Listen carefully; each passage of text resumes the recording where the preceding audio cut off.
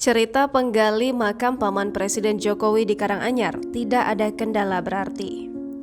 Paman Presiden Joko Widodo Miono Suryo Sarjono meninggal dunia pada Minggu 27 Februari 2022. Miono dikubumikan di Astana Keluarga Mundu di Desa Selokaton, Kecamatan Gondang Rejo, Kabupaten Karanganyar.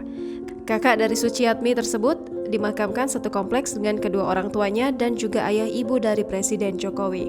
Persiapan pemakaman sudah dilakukan sejak pukul 21.00 waktu Indonesia Barat. Makam telah siap sejak pukul 5.00 waktu Indonesia Barat.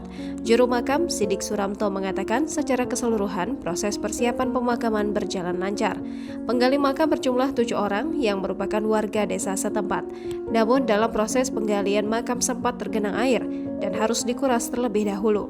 Tidak ada persiapan khusus dalam proses pemakaman paman dari Presiden Jokowi tersebut.